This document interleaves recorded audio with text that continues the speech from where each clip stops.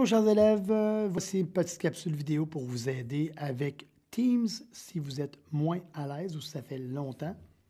Donc, dans Teams, dans la page d'accueil plutôt de votre Chromebook qui devrait se trouver dans vos favoris, sinon monurl.ca/MEA, vous devrez vous mener sur cette page-ci, qui est la page qui rassemble tous les liens pour aller travailler de façon efficace.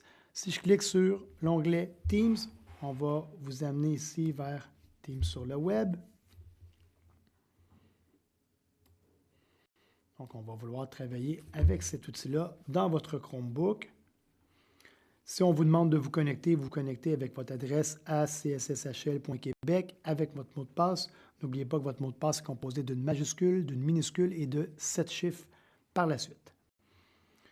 Mon Teams devrait finir par se charger ici. Ça s'en vient, le voilà.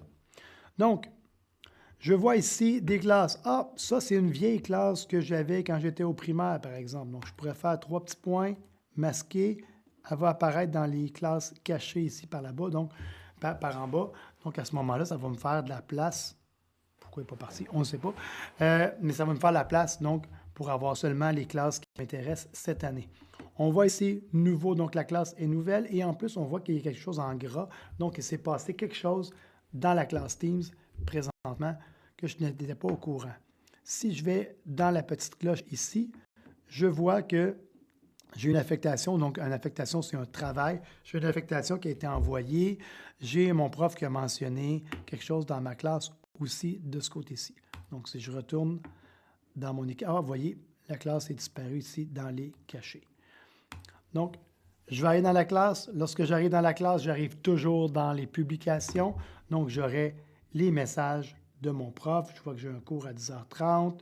Donc, le prof me laisse un petit message ici. J'ai un lien pour aller sur Usito, par exemple.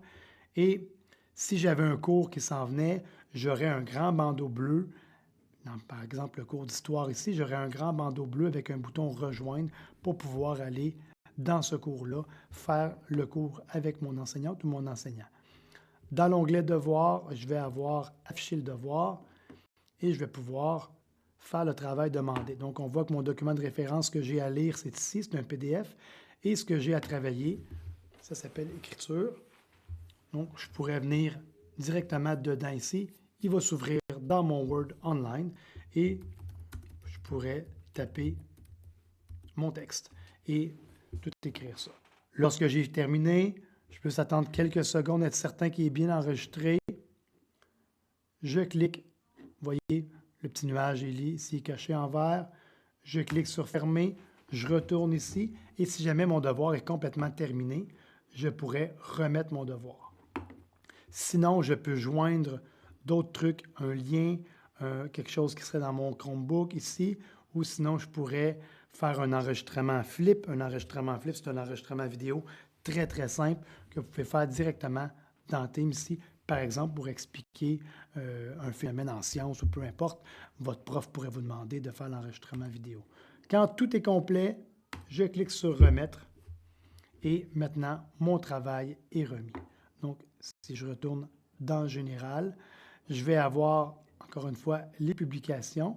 J'ai aussi un onglet qui s'appelle « Partager ». Partager, ce sont des fichiers, des dossiers et des fichiers. Et donc, mon prof peut avoir déposé des trucs à consulter ici dans, donc par exemple, ce document-là. Donc, on voit que je ne peux pas le modifier, mais c'est quelque chose que je pourrais venir lire à l'écran, donc qu'on me laissait dans « Partager ». L'enseignant peut aussi avoir laissé des liens ici dans le haut. Donc, par exemple, ici, on voit que j'ai un lien pour se rendre au dictionnaire Usito qui ne s'affiche pas. Ça, c'est drôle. On va le recharger. Et sinon, je pourrais l'ouvrir à côté. Et là, on voit mon dictionnaire Usito est ici. Donc, j'ai un lien qui est toujours disponible dans le haut ici, qui fonctionne habituellement.